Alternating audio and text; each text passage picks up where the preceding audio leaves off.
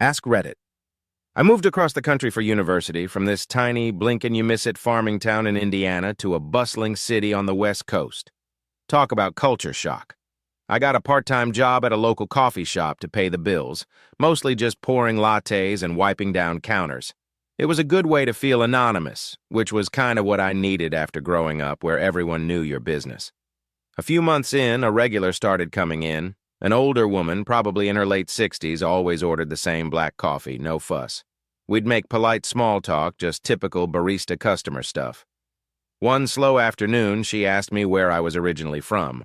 I hesitated because telling people about my tiny hometown usually resulted in blank stares.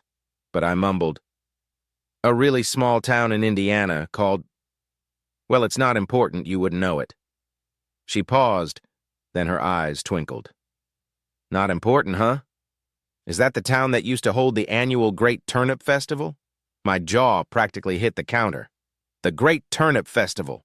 It was this completely obscure, incredibly dorky local tradition from when I was a kid, where they carve faces into giant turnips and race them down the main street. It died out when I was maybe 15 years ago. It was not a famous thing, not even locally well known outside of our county. Nobody, and I mean nobody outside of those who'd actually lived there, would ever know about it. I stammered, How do you know about that?" She took a sip of her coffee, a little smile playing on her lips. "My grandmother lived there for a short while, decades ago when she was just a girl. She used to tell me stories about the strange local traditions. Said it was the silliest thing she'd ever seen." I was speechless.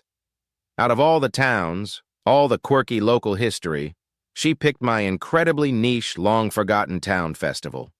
Thousands of miles from home, a random stranger, and she drops that gem. It felt like the universe was just casually reminding me how small and utterly bizarre the world truly is. Still gives me goosebumps.